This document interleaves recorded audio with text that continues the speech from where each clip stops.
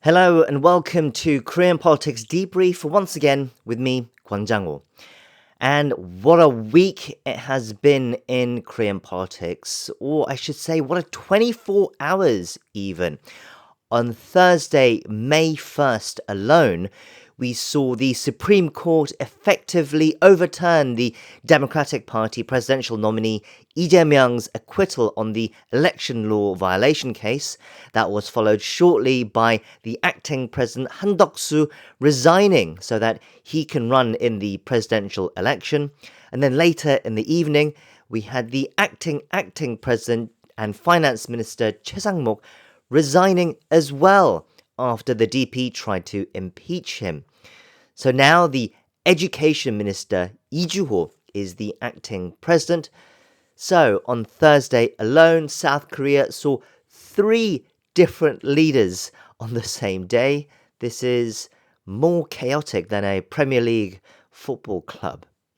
Jokes aside though, I've always said that Korean politics is dynamic, but this is on an altogether another level. I don't even really know where to begin, but begin I will try. There's so much to get through, but I'll try to get through it as best as I can now.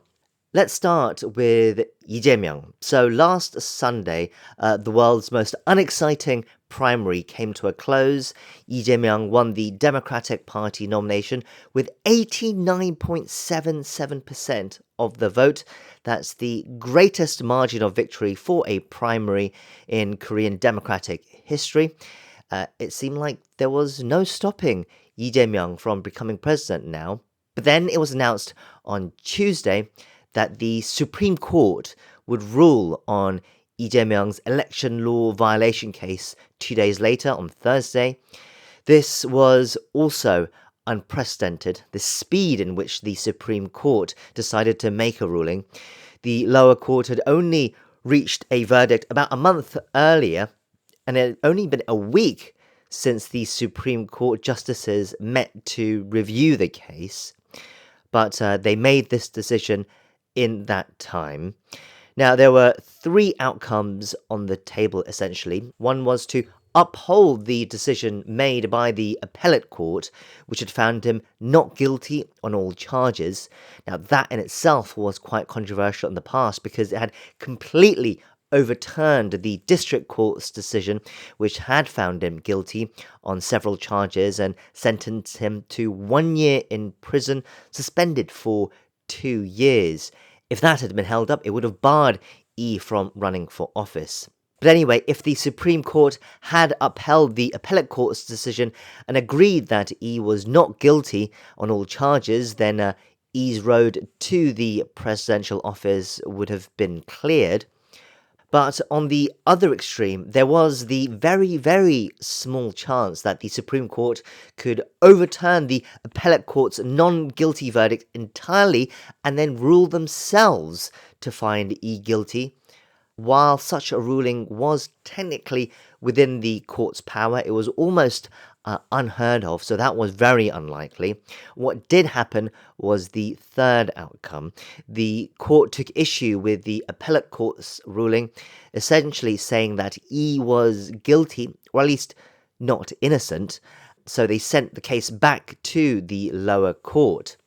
They said certain lies he made during the 2022 election about knowing a shady figure in an alleged real estate corruption case and that he was pressured by the government to rezone a specific site, that these lies were made intentionally to try and influence the election. Now, this flip-flopping of completely different outcomes by these 3 different courts is, of course, raising a lot of eyebrows. It's also controversial because the ruling came so quickly, as I said, just about a month after the appellate court ruling. And it's also controversial because the ruling was split among the Supreme Court justices, 10-2, with the 10 justices appointed by Yoon Sang-yeol finding him guilty, and the 2 appointed by Moon Jae-in finding him not guilty. It's not quite fair yet to conclude that the justices made their decisions along political lines, but it's certainly not a good look. So ultimately, what does this all mean? Well, the case first isn't over. E is still technically allowed to run for office, but the High Court now has to make another ruling, and it is expected to find E guilty this time. Technically, the High Court could still find E not guilty, but that appears unlikely unless some sort of new evidence comes to light that completely upends the case. But in the meantime, it looks like he will likely be found guilty. The question is, when will that decision come? And also what the sentence will be. Now, normally it would be highly unlikely for the High Court to make a ruling before the snap election on June 3rd. That would be a month of the case being returned once again. But then the Supreme Court made a speedy ruling, and that was highly unusual as well. So I don't think we can rule that out completely. But the important thing is, even if the High Court does make a ruling within this time frame before June 3rd, there would still need to be another Supreme Court ruling. So it's essentially impossible to have a final ruling on this case before the election. So then, what happens to this case after the election? And if E is president? Well, most think that presidential immunity would come into play, but some have argued there's actually a grey area in the Constitution. It's related to Article 84 of the Constitution. It states, the President shall not be charged with a criminal offence during their term of office, except for insurrection or treason. Now, some are arguing that the wording suggests presidential immunity only applies to new cases, and that any charges that were made before one became president can still proceed.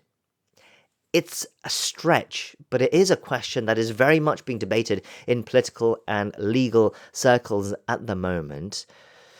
So will the courts continue to try the case while E is president? And what if he is found guilty?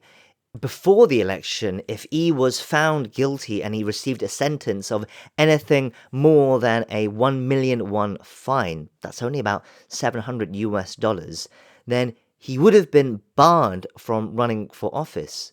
But if he receives a sentence stronger than that while he is president, could he be removed from office? People aren't entirely sure at this point. It's a messy situation all round, and we need more time to be certain about all of these possibilities. But some have framed the Supreme Court's decision as now it's up to the people to decide on June 3rd whether they are willing to vote for him despite all of these pending issues. He actually said something similar himself in reaction to the court's decision on Thursday. It feels a little like passing the buck, but perhaps this is the best way to see it for now. It is up to the people to decide. Well, it's definitely true in the meantime that the Supreme Court's decision risks damaging E's credibility and chances. Some, of course, are questioning the court's credibility as well for rushing this decision, but it's arguably still more damaging for E at the moment. The swing voters who might have been more inclined to vote for him if he were cleared of all the charges might now be reconsidering with all this hanging over his candidacy. Now, that will be a concern for the DP anyway. And further fueling the concerns for moderates, potentially, is the latest impeachment attempt by the DP. The DP on Thursday tried to impeach the finance minister, Sang-mok, as I said, who was about to take the reins as acting president once again after Han Duck-soo stepped down to run for president. Now, Choi was being impeached for refusing to appoint a constitutional court justice earlier in the year, among other charges. But Choi resigned before they could do so, so that meant he couldn't be impeached. And his resignation was accepted by acting President Han Duck-soo, even though he himself had quit earlier in the day. This was possible as Han's powers as acting president was still active until midnight. The political mental gymnastics of an acting president who had resigned being able to accept the resignation of his replacement before his powers are up is just mind-bending, to say the least. But anyway, this impeachment attempt by the DP, which led to Choi's resignation, threatens to further add fuel to the criticism that the DP have become too impeachment trigger-happy in recent years, and that the DP are the ones responsible for creating more instability at an already rocky time for the nation. The DP, of course, would argue that it's Han Duck-soo's fault for resigning in order to fulfill his own ambitions of becoming president, but still, it's not a good look for the DP. This latest impeachment and the Supreme Court's decision on Lee's case will have been very much welcomed by Han and the Conservatives. So with that, let's jump over, in fact, to the other side of the aisle then. Now, first, the People Power Primary has been whittled down to two nominees, the former Labour Minister Moon-soo and former party chair Han Dong-hoon. It's a face-off between the two factions of the party at the moment. Kim is pro-Yoon and anti-impeachment, while Han is anti-Yoon and pro-impeachment. But ultimately, the momentum for the Conservative bloc is with neither primary candidates at the moment. It's now with the former acting president and Prime Minister Han Duck-soo. It's pretty much official. He has now resigned, and as this podcast goes out, he will have announced his candidacy as an independent for now. Now, it had been building, and while at first it seemed unlikely, it's come to pass. Han is the favourite to become the Conservative bloc candidate now, even though the PPP primary is still ongoing. If Moon-soo wins the primary, the consensus is that he will be willing to drop out and rally behind Han Duck-soo. It's uncertain if Han Dong-hoon would do the same. He would be far more reluctant, but there will be immense pressure from the Conservative bloc for him to do so. I'm not sure he'll be able to withstand that pressure. But anyway, he is reluctant, and because of that, there will be intense lobbying for Kim to win the nomination now. So we'll see what happens with that race on Saturday. It is an absolutely curious situation that the powers that be in the PPP and the Conservative bloc are essentially bypassing the candidates that have held up their hand to be up for the race and anointed a choice of their own. Now, on the one hand, Han Duck-soo is arguably the strongest contender, someone who has far more experience and gravitas than Moon-soo and Han Dong-hoon, and some would even argue more than Lee Jae-myung as well. His backers essentially believe that moderates will find him a more palatable choice than Lee Jae-myung. But the question is, will the public really be willing to look past his alleged role in the martial law crisis, his attempt to delay the appointment of constitutional court justices ahead of Yoon's impeachment, his attempt to appoint his own constitutional court justices after the impeachment, and his decision now to step down as acting president for this bid when stability was what was needed the most at this time. Plus the fact that his bid is appearing to be manipulated by those who are close to former President Yoon as well. It'll be very interesting to see what his poll numbers look like if or when it's confirmed that he's going to be the one who's going up against Lee Jae-myung when it's the final two contenders. He still has the upper hand for now, and it seems likely that he will continue to be the favourite until the election, but it feels like there is this slight shift in the narrative and momentum at the moment. Well, it looks like there are still quite a few more twists and turns to come.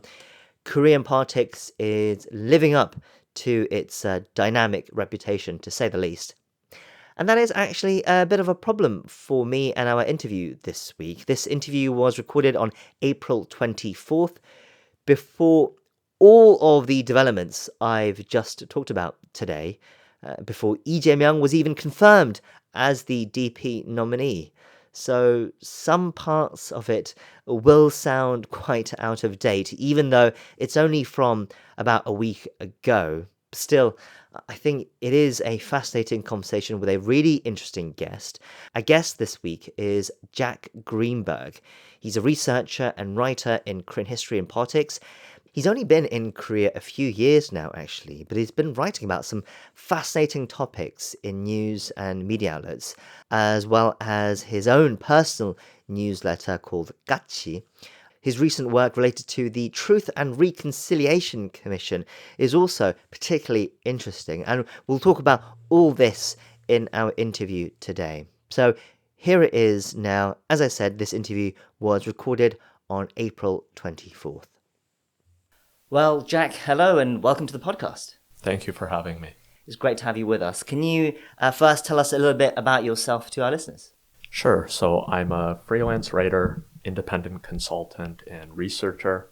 I'm based here in Seoul as well as in Yeongcheon in Gyeongsang-buk-do. I've been in Korea for almost 4 years now. I did a master's at Korea University as a global Korea scholar, and I write mostly about social issues, truth and reconciliation, a little bit about Korean politics as well. So tell us a bit more about your Korea story. When did you first get interested in Korea, and how did you get interested into Korea?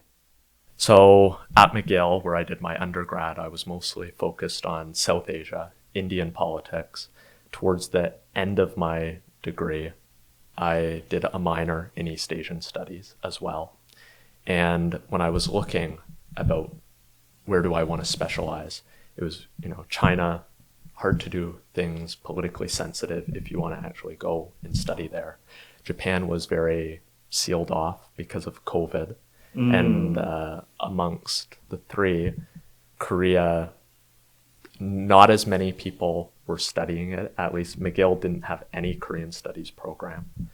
But I also was aware that there was scholarship opportunities in Korea and pretty generous funding. So I did 2 undergraduate thesis projects about Korea.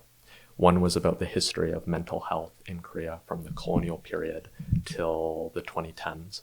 And the other was about the establishment of the first Truth and Reconciliation Commission and how did it fare under President Yoon, and then how did it end under Lee Myung-bak. Okay, so you wanted to come to Korea. Still, what was it about Korea that sparked your interest? I think there was relatively less about it in English compared to Japan and China. So a bit more room to do novel research. And that appealed to me. I like digging through archives and finding things that are fairly obscure. And that's what I've continued to do since I came here. Right, so you've not actually been in Korea that long. 2021, you said, right? Yes, I think around September 2021. So when I came here, I still had to quarantine. It was right in the midst of COVID. Back home in Canada, we were still under, stay-at-home orders and lockdowns. So, yes. But it seems you've been on quite a journey over those 4 years or so. You spent 1 year studying at Chungnam University studying Korean, and then 2 years completing a master's at the Graduate School of International Studies at Korea University. You've traveled the peninsula quite extensively as well, I understand, taking photos of Buddhist temples and Korean modern architecture. And as you said, you have a wide variety of interests as well, starting from history, religion, sociology, architecture, as I said, political science. And you've written all about these topics for various outlets as well, very eloquently, I might add. And you've really dived deep into everything Korea has to offer, it seems. Yeah, I think that's the whole, the wonder of being here is you're constantly exposed to new things that you've never heard of before or never experienced, and you just want to soak it all in. You want to absorb as much as you can. I'm fairly young still, so it's kind of like this is the time to do it if there's ever going to be a time. How have you found researching everything in Korea? How's your Korean coming along as well?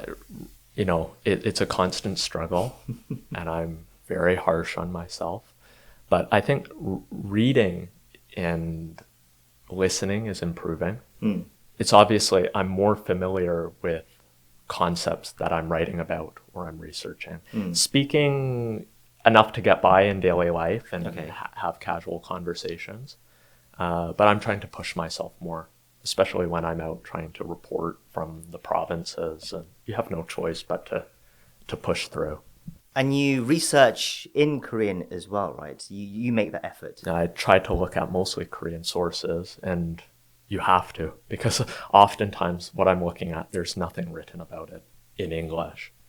Recently have been doing a lot of interviews with bereaved family members and victims of state violence. So thankfully, my wife accompanies me to those interviews, and she's Korean. So we're a team when we do that, and I'm very grateful for all the help she provides as well. So your interest in Korea, since you've been here, would you say it has grown then? This is kind of, you found your niche then, you feel? I think so. It's definitely gone off into different directions, and there's kind of new threads I want to constantly tug at. And at the same time, I have to tell myself, you need to focus a bit and you need to concentrate on certain things before moving on to the next one.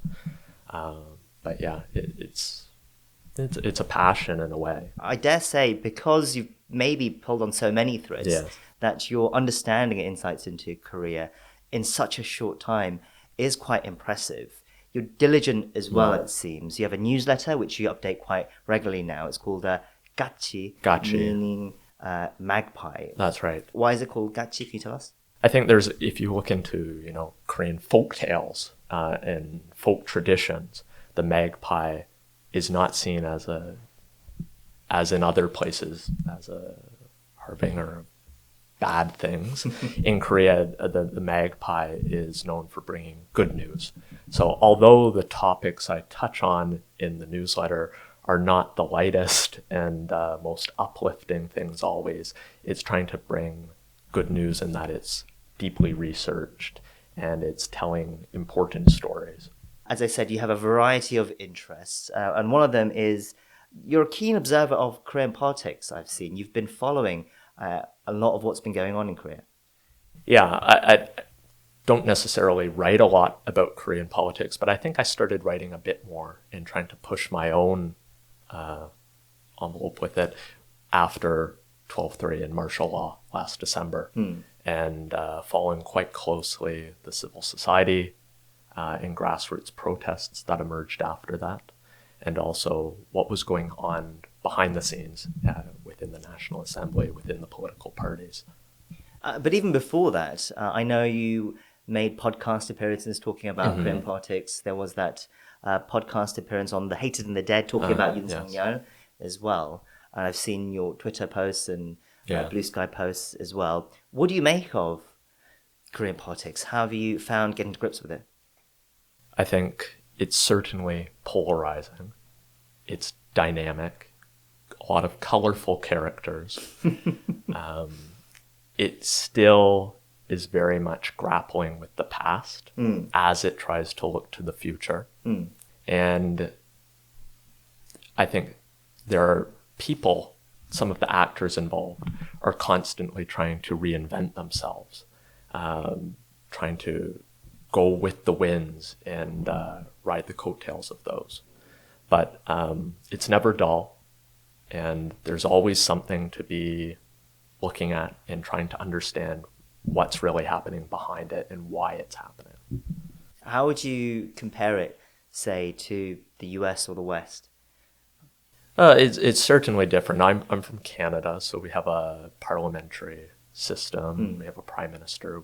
Korea almost has an imperial presidency, which sets a lot of the direction. So, and I was involved in politics when I was in Canada. I was on the youth executive of one of the provincial parties. I was a legislative page in Ontario, so was in the chamber. So I'm constantly making comparisons, at least in my head, about what's different and what's the same and where's their overlap. As I said, I really enjoyed your appearance on that podcast, Hating the Dead, talking about Yoon. It was a great analysis of Yoon and where Korean politics was at the time, although I don't think we could have imagined what would happen next, that we would end up with martial law and another president being impeached. Yeah, I think we recorded that podcast 18 months into his presidency, and it's interesting now he is the shortest serving. That was essentially the halfway point then. Yeah, of his presidency. So we thought there was a bit more runway for him to go. In some senses, he had a rocky start already, but it didn't get better for him. In fact, it got much worse, and he kind of went down a rabbit hole, I think, in many ways, of seeing himself as a victim who was constantly under attack by the opposition, which obviously controls the National Assembly. And I think he bought into a lot of the new right ideology as well as right-wing conspiracy theories, and he didn't really take heed from his advisors and the people around him. And ultimately, it was kind of like a bulldozer. If you remember the cartoon of the train, right, that got the student caricature artist in a bit of trouble. Yeah, it was his face on Thomas the Tank Engine. That's right, and that train essentially went off the rails with martial law and his eventual downfall and impeachment. How do you think Yoon will be remembered? Well, I think he will obviously be remembered for martial law and throwing the country into chaos. You know, martial law didn't only suspend democracy in Korea for the first time since it was established in the late 80s, early 90s, but it put into question diplomatic relations, it rocked the economy, it had significant repercussions, we're not out of the woods yet, I would say. So obviously his attack on the constitutional order will be the most significant thing I think he is remembered for. But if we're trying to be a bit more forgiving, I think some people may look to his efforts in the international arena with, security cooperation and defense cooperation with the US and Japan. Right. He was very active traveling abroad. He upgraded relations with nations like the Philippines, making more strategic, comprehensive partnerships, trying to increase trade in things like, smart farming, for example. So those things may be looked on a bit more favorably in the distant future. Right. Well, I was thinking more about his, place in history as well, because when I spoke to Michael Breen last week, he essentially said he feels like Yoon's presidency and what he ultimately did, with martial law, that it was a bit of a blip almost in Korean history when we look back at it, a sort of, what was that all about moment. What do you think? I mean, I guess we only can think that way now because he was impeached. Yes. But, if he wasn't, obviously it would have been a completely different story. But the fact that he was impeached and kind of order was restored, it was, as we described last week, a bit of a blip. Right. I think that's also the argument that he is making himself in his criminal trial, as well as he did his legal team tried to make that argument before the Constitutional Court that, even though he declared martial law, it was resolved within hours. And ultimately the nation was recovered. But the recovery was not due to him. It was due to the people who rose up and very quickly put an end to it. History may be kinder to him, but I think we still have to see what happens with all of his other trials Will he end up serving a prison sentence? He's currently being tried for, insurrection-like charges, which carry very stiff penalties. Sure. Almost akin to what Chun Do-won and No Tae-woo faced. And I don't think their images have necessarily recovered. Well, There's nostalgia for some of their era. sure. I don't think history will look at Yoon kindly, but what I'm saying is that he doesn't point to what he did doesn't tell us about where Korean democracy and where Korea is going as a nation. That he was a bit of an aberration over what he did. Yeah, I think people will also look back on him in his rise because he wasn't a career politician beforehand, and that makes him a bit of an anomaly. He came from a very different background from some of his predecessors, and evaluating how he made that happen will be something that I think is remembered as well. So, where do you see Korean politics going next, do you think? Well, actually, first, let me get your thoughts on what's been going on at the moment in Korea with all the presidential primaries and how the election is shaping up. I think by the time this interview goes out, Lee Jae-myung will have been declared the DP nominee. The PPP race will still be going on, I think. And there's also the question over Prime Minister Han Duck-soo, whether he'll run as well. But what do you make of the race at the moment, particularly with what's been going on with the PPP and the Conservative Bloc? Okay. So right now they had just narrowed it down from 8 to 4. So maybe going through those 4. First is Kim Moon-soo, who's from Yeongcheon. He's a very interesting character as well because he was, I think the Justice Party leader, Shim, declared him as the crown prince of the labor movement at one time. He was a branch head of the Metal Workers Union. He served time in prison for his activities. But he's had a complete transformation since getting into politics in the late 90s. He's now very much about social conservatism. He's taken a more hostile approach to labor unions. So some within the labor movement see that as a great betrayal.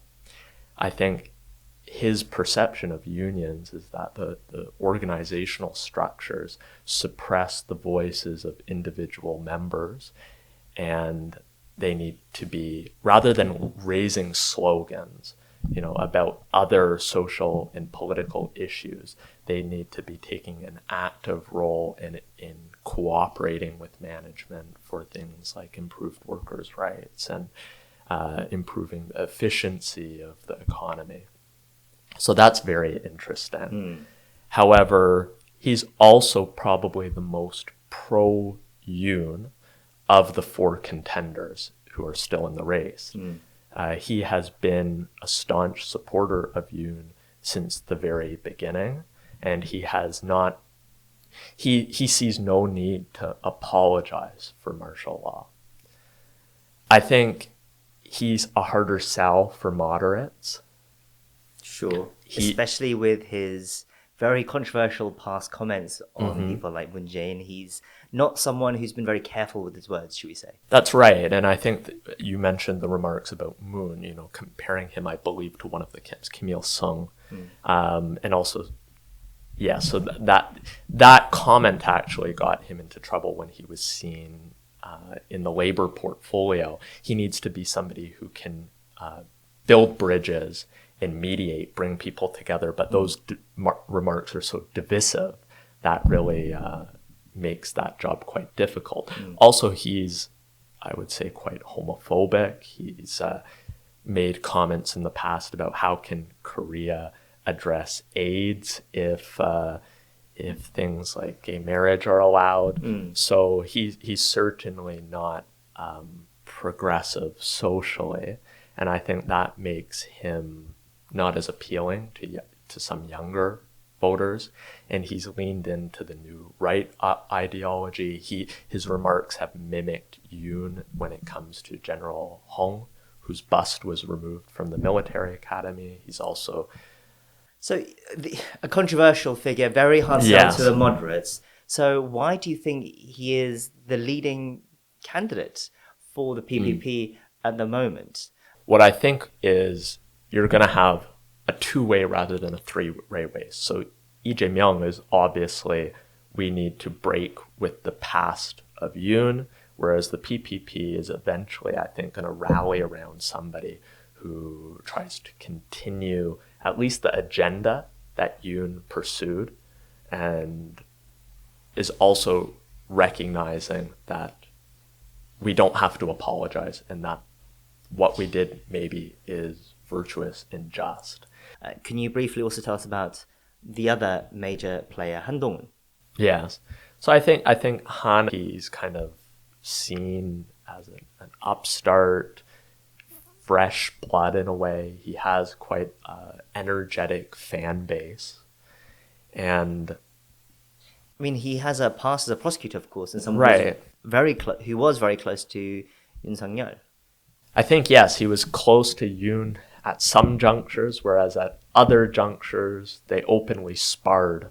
So despite having that relationship, he wasn't a wilting flower. He was willing to voice his opinions and his disagreements openly. He flip-flopped quite a lot during the martial law saga. And because of that, he's not seen terribly favorably by either side. The party sees his actions as a betrayal, but at the same time, his proposal to share power with Prime Minister Han Duck-soo is seen by some as a grab at presidential power and going beyond what is constitutionally allowed. So in that sense, again, he's kind of navigating this winding road, and his positions are a bit muddled and murky. So he doesn't have the clearest support base right now within the party. Right, within the party, but he's a more palatable figure with the moderates. With Some public. independent voters, I think, again, he continues to appeal to. So maybe in the future, he has, the opportunity to come back and take another stab at this. But I don't think now is his time. Okay, so you don't think he will win the primary? Not Who do the you primary. think will win the primary? I think amongst the four candidates that we've talked about, I think Moon-soo is probably the favorite. Obviously, you touched at the very beginning of our conversation about this, about whether Prime Minister Han Duck-soo could be a candidate, and that's been bandied about. So what do you make of that speculation? Because he hasn't declared his bid yet. I don't know what will happen in the next few days before this interview goes out. But it's been really interesting to follow because there seem to be forces behind the scenes who aren't happy with any of the PPP candidates, and therefore they want to make Han Duck-soo their candidate. Yes, I think there's people who absolutely recognize Han is a technocrat. He's a stable hand, although he's made a few perhaps questionable decisions related to the Constitutional Court and the appointment of judges. He's still seen as somebody who can really be a stabilizing force. The issue, at least according to the polling that I have seen, is even if he were to become the candidate for the PPP, it doesn't do much to move the needle with independents and moderates. So I think in this election, ultimately, the PPP is going to have a very difficult time convincing the public that they are trustworthy, that they have the interest of the nation at heart.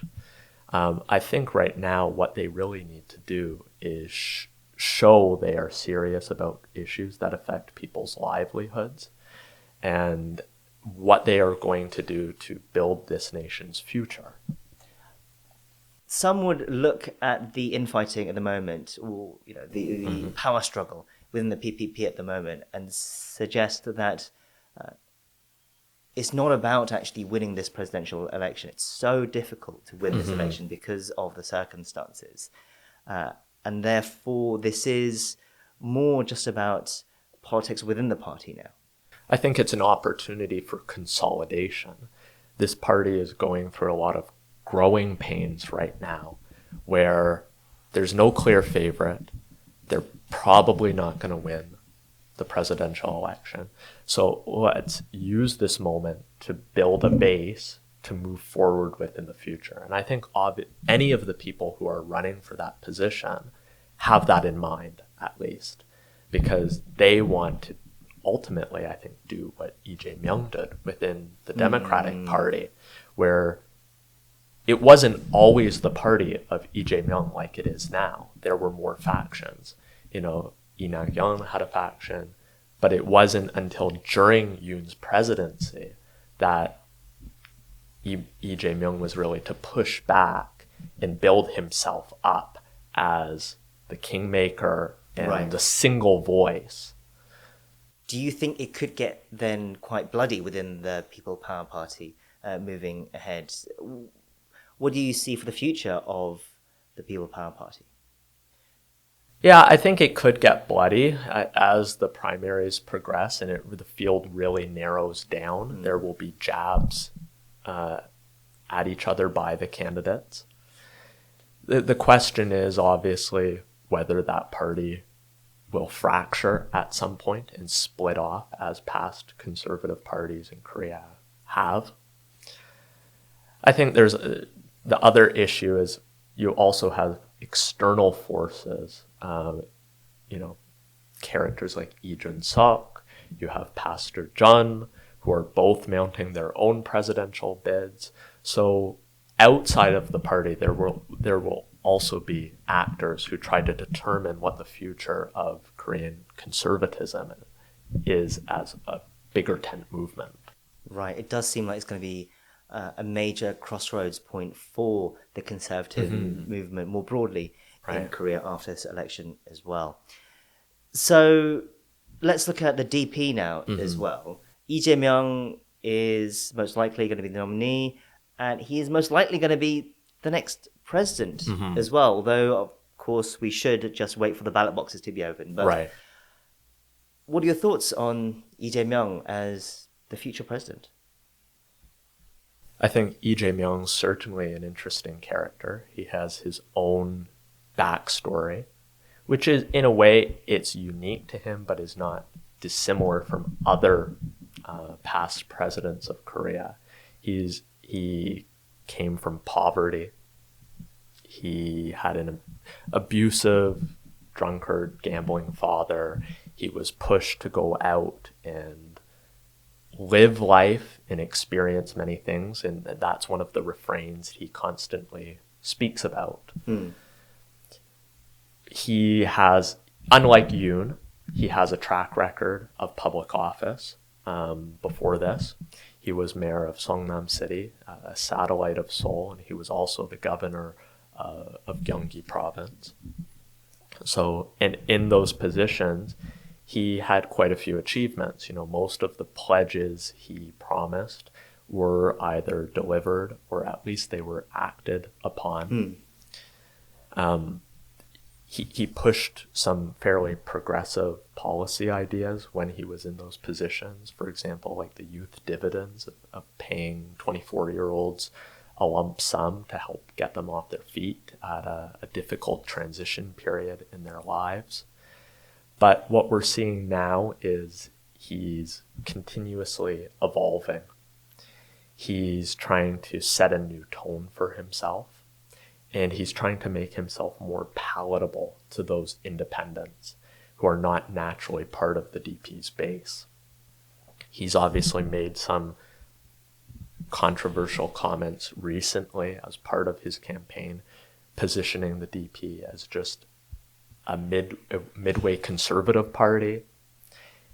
So his critics have attacked him for kind of forgetting the progressive past of the party. And in some of his positions and flip-flopping raises questions about what are his true values. What will he do with the mandate should he be given it by the people? Exactly. There's a huge question mark about what he will try to do in power. Because, as you said, he's gone through transformations. So what does he ultimately want for South Korea? What does he want to do? What does he want to achieve? At this point, when you're looking at his rhetoric, I think a presidency under him will be fairly pragmatic.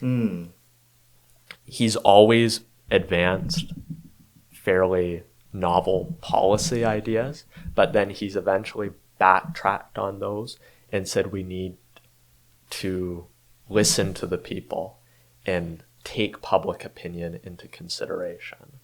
So, for example, if you're looking right now, he announced a few days ago universal basic rights. So supporting people to live in dignity and to live, proper, wholesome lives. Whereas before he advocated for universal basic income. So now he recognizes that in the current economy, lump sum payments are not necessarily practical when there are limited funds and monetary pressures. So he at least is willing to recognize those things and try to justify it based on changing contexts. The question mark as well with Lee Jae-myung is he doesn't have a lot of foreign policy experiences. So he's untested in that regard. So he has made comments in the past about the U.S. Military alliance. He's labeled U.S. soldiers as an occupation force. Yet at the same time, I think he recognizes the importance of the U.S.-ROK relationships. And beyond the military aspect of that, what I expect, based on also who his advisors are, he'll pursue a more comprehensive alliance relating to, new technology, climate change, AI, things like that. At the same time, he recognizes the importance of advancing partnership with China. Do you think he'll be a more populist leader looking for short-term gains, or do you think he is someone who will have more long-term vision as well? Because that's the concern, I think, because he has transformed so much. The concern I think that people have is he will just try to do things to earn popularity rather than do something for the betterment of the nation. I think that's a fair assessment. I think he himself has likened himself to like a strongman populist in some interviews that he has given. And I think that the first few months of a presidency will be telling. However, he does have an opportunity to make some significant changes and really to push the needle, especially given that until 2028, the DP is in control of the National Assembly. So if he really wants to be transformative and think about the future, he will have a much easier time pushing that agenda compared to somebody like Yoon. One of the things we don't really know at this point is what his position right now is on constitutional reform. He's been quite mum about it. Although when he was pursuing a pass bid for the presidency and he was up against the current governor of Gyeonggi province, Kim, one of their agreements was that in the future they would move forward with constitutional reform. Kim is also running for the DP primary. He doesn't have a chance, unfortunately, because he has been putting forth some good ideas. But it will be interesting to see what Lee's ultimate position is on constitutional reform. That is one place where he could really have a significant long-term impact and legacy. Okay, well, we'll leave the presidential race there for today. We could go on forever, but I think that's enough for today. Shifting gears quite sharply, though, there is, I know, something else that you really wanted to talk about today, and I was really curious about, because this is something that you're really passionate about. And you wanted to talk about the work that the Truth and Reconciliation Commission do especially because there have been some very important developments on some major issues recently. But yeah, you've been involved in it as well. You've been looking into it. Can you tell us more? Yeah, indirectly involved. So Sure, have, sure. have You're been not part of the yes, commission itself, but yes, yeah. you've been looking into it. So I've been especially focused on civilian massacres of the Korean War. Have been interviewing bereaved families in the provinces and trying to understand how their cases have been handled by the commission, which is quite polarized. Sure. First, can you tell us about the Truth and Reconciliation Commission and what it does? Can you give us a little bit more of the basics first? So the Truth and Reconciliation Commission dates back to the early 2000s. The first commission was established under President Yoon. Previously, there had been many different commissions, so many that it was often said that Korea commissioned the past rather than sought the truth. The first commission ended under President Lee Jae-myung. Many of its recommendations were not carried out, and there were still many cases that never had the chance to be investigated. So under President Moon, the commission was reestablished with a different structure, but it accepted thousands of new cases, so many that the commission ended up very much overwhelmed. And the purpose of the commission is basically to look into the petitions that it receives from victims of state violence. These could be or bereaved family members. And it covers so many different grounds. It covers abducted fishermen to North Korea, foreign adoptees, civilian massacre victims, people who were tortured by the KCIA and its successors, organizations who were prosecuted under the national security law. So it has a very broad mandate. Right, covering so many issues over the years. Basically, it dates all the way back to the independence movement until really the time of democratization. And there are debates in the commission about when the end of authoritarianism was. And that also makes its job difficult. The commission right now, until yesterday, I think it's the 24th today. So there was the end of term for the deputy commissioners yesterday. But until then, it was a 5-4 split, 5 being People's Power Party appointees and the other 4 being from the DP. And although they are nonpartisan independent commissioners, supposedly, yes, there are fundamental differences of opinion about how do you address the past, whose truth matters, whose victimhood and suffering is acknowledged. Despite those political issues, how successful has the commission been? What achievements has it been able to have over the years? I think the major achievement is obviously the caseload that it has addressed, and it has delivered thousands of decisions on truth investigations to individual applicants. That will be its legacy. Unfortunately, there are many cases that were submitted and then they were suspended due to polarization within the commission. So those individuals whose cases were not adequately addressed will continue to have this grievance, and that will be a stain on the legacy of the commission. There's talk right now about what will happen if Lee Jae-myung does become president. Will he establish a third Truth and Reconciliation Commission with new legislation underpinning it and new fresh faces being in the positions of leadership? The current chairwoman, although her nomination was in progress before martial law, she was ultimately appointed 2 or 3 days after martial law, which raises questions for some about the legitimacy of her appointment. So I think the future of truth-seeking right now is going to be quite interesting to watch, especially under an Lee Jae-myung presumed presidency. And this is something that he's going to have to look at quite quickly because the mandate of the current commission ends on May 26th. That's correct. And so that's before the presidential election.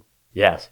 So technically, the National Assembly right now could step in. They could intervene and extend the mandate because there are many hundreds of outstanding cases. However, I think the concern with doing that from the DP's perspective is that the current leadership is untenable. And the problems that exist in the commission will not be addressed if they revise it. The mandate ends in May. I think they have until November to conclude all their report writing. So in theory, he could act quickly to establish a new commission towards the end of this year, early next year, and perhaps there would be some mechanism through which unaddressed cases from the current commission are handed over for redress by the next one. But right now, I think the DP is still trying to find its footing and determine what the right approach is. They obviously also have to take into consideration broader public opinion about the use of taxpayer money to constantly be re-examining and looking at the past. When do you need to move on? And also, a future commission may prioritize reconciliation over truth-seeking, so memorialization, public education. How do we bring together perpetrators and victims to find common ground? Do you think there will be a new commission set up, do you think? Or do you think there will be something else entirely? I think there will be, maybe it won't be called the Truth and Reconciliation Commission. There will be a body, and I think what they need at this point is a more permanent organization, because the past Term 1 and Term 2, they were both temporary Truth and Reconciliation Commissions. And that's also one of the challenges, is that they brought in civil servants from different ministries who didn't necessarily have the expert knowledge to be investigating these cases. So that's the difficulty that it's had. So ultimately, there needs to be some sort of administrative body who will handle the outstanding tasks, who also put pressure to ensure that the recommendations that the commissions have made are acted upon. It may be responsible for things like the construction of memorials. In Daejeon right now, there's been a long-standing debate with many pauses about what do we do with all of the exhumed remains that are currently stored in Daejeon, going on over a decade now. How do we enshrine them? How do we give them proper burial and respect? So that may be a future task for the commission to deal with. What do you make of the politicization of the commission over the years? I guess that's inevitable. That's probably similar in other countries with this sort of body. But it has been a bit of unfortunate that it has been such a victim of politicization over the years, right? Yes. It's certainly difficult in Korea because history in itself is, there are very contrasting perspectives. Obviously, Korea is still a divided nation. So addressing the past in a state where they are technically in a state of war with the North is very difficult. And that makes it hard for some to move on. One of the major challenges of the commission has been the identification of victims of state violence during the Korean War. Are they civilians or are they collaborators? The basic law that gives the foundation to the Truth and Reconciliation Commission, it doesn't define what a collaborator is, whether it's a pro-Japanese Chinilpa collaborator or a Korean Workers' Party partisan who was advocating against the idea of the state advanced by the First Republic and also by Americans. But ultimately, what is your overall assessment of the commission? Obviously, there have been issues, and there are still many cases unresolved, and cases that were unfortunately not looked at for one reason or another. But better than nothing, I guess. I suppose at least there was something, and there was closure on many cases over the years. It's brought to light a lot of issues. For example, the Jeju uprising, massacres, and the adoptee issue as well recently, and made a landmark findings on some of the human rights abuses there as well. Glass half full approach is, yes, better than nothing. I think where it really did significant work is on issues like Hyungjae-bokjiwa, the brothers' home in Busan, with the Songnam Academy out in Ansan, with these vagrant protection facilities and how those people's rights were abused. I think it addressed those cases very well, and it really helped to highlight the nature of what happened in those incidents. The adoption case, I think the recognition of the systematic nature of rights violations was important. But I think as well, a lot of the conclusions that came about were due to the advocacy of civil society and especially by a transnational network of adoptees. The most unfortunate thing with the adoptees is that there are over 300 cases that were not individually examined, and that is due again to the politicization and the debates within the commission on what value do we attribute to documentation versus oral testimony. So ultimately, though, you would like to see the commission stay alive? I'd like there to be reforms right. that address the loopholes and the challenges that it has faced. But you believe it's a necessary body on some I level? think having some sort of administrative body that can help remedy the past for those who have suffered is an important exercise that should continue to be pursued. Okay, well, I think we're running out of time, but finally, I wanted to ask you what comes next for you as well now.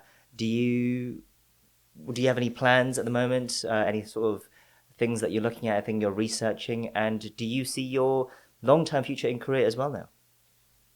Yes, I got married last year, so Congratulations. Planning to stay in Korea for the foreseeable future. We don't have any plans to go to Canada. In terms of what I'm researching right now, I yesterday published a piece with the Korea Times about the Sabuk Incident. I don't know if you're familiar with that. Can you tell us more about it? Sabuk Incident happened 45 years ago this week. It is a very complicated chapter in Korea's labor history. It took place in Sabuk town in Gangwon province, where there were the heart of the coal mining industry. Year after year, coal miners suffered from lack of basic protections, negligence surrounding their safety in the mines, so hundreds of them had died. The union at this particular mine was company friendly, and there were issues related to the head of the union being reelected year after year through fraudulent means. And so the workers started to organize in protest against the government, against the company, and against the union itself. The incident started when miners had gathered for a rally that had been banned under martial law. When they discovered a surveillance cop was on the scene filming them, that officer fled in a jeep. In the process, he ran over 4 miners. That kind of exploded the situation. Okay. The miners then went and ransacked company property and descended on the police station in the town. And then there's this bridge next to Sabuk Station called Angyongdari, or Glasses Bridge. And so the miners were on top, and when the police were sent in from the surrounding towns, Yongwoo, Guhan, to suppress them, they started hurling the pieces of coal and rock at them. So, and one police officer was then killed. So it was a very explosive situation. And what is often forgotten is that this happened just weeks before Gwangju. So martial law paratroopers were eventually sent into Sabuk. There was an agreement that it was eventually reached between management, the state, and the miners. And the understanding was that the miners would not be prosecuted. However, at the beginning of May, 200 miners, and as well as women, wives, were dragged away and mercilessly tortured by martial law paratroopers. So, I mean, just the reason I sighed was because there are just so many incidents like this in Korea. It is, when you just, dig into these stories, there's so many, and it is quite depressing to think about, just in today's age, The reason I think it's important that we continue to address it, and this came from, I was at a film festival, the Jeju Sasan Film Festival 2 weeks ago, and there was a film called 1980 Sabuk. And after the film screening, there was a director talk, and a woman from Sabuk rose up, and she thanked the director for bringing the issue to light. But she also talked about how the families that were in Sabuk have now scattered all across Korea. The children of the miners have had difficult upbringings, that they don't fully understand the reasons behind that. When their parents were dragged away and tortured and then came back home, they were suffering from trauma that didn't necessarily lead to happy households. So that generation, now they're trying to uncover the past, understanding how it shaped their own identities. So because, like you said, there's so many incidents like this, closing the book and saying, yes, we've investigated the past, that's not enough. It's a multi-generational endeavor. And that's not to say we only have to look at the past, but we have to look at the past and understand how it can help shape the future for generations to come. Right. It just shows how tumultuous modern Korean history has been as well. But that's what you're looking into. Anything else? That ongoing research into the civilian massacres of the Korean War, how they have been remembered, and also what the dynamics are between different regions. So how is the advocacy of the bereaved families shaped in the Gyeongbuk region, which is very conservative, as compared to the Daejeon region, where they have a bit more support from local governments, and it's a tad less contentious. So looking very much at those issues as well as other cases that are related to the TRC. Well, it's been really fascinating to talk to you today. Thank you for having me. I look forward to seeing more of your writings and your contributions on all things related to Korea moving forward. And I feel like our listeners will definitely look out for you now as well. No pressure on that front, but actually, yes, pressure on that front, because we want to see more. But thank you once again, and good luck as well. Thank you. So that was Jack Greenberg. Now, after the interview, as we were talking, I asked him how old he was, because I realized that I didn't know. Turns out he's 25. 25 years old. That is incredible, I think, after listening to his interview. I don't even want to think about how young and dumb I was when I was 25. An incredibly articulate and thoughtful young mind indeed. Definitely look out for his works and writings. I'll have links to his newsletter and social media in the description, so check that out as well. In the meantime, I'll wrap it up here. I'll be back next time. Who knows what will have happened in Korean politics by then, but I will try to keep up with everything to keep you guys informed. This has been Korean Politics Debrief with me, Kwon Jang-woo. Thank you, as always, for listening, and goodbye for now.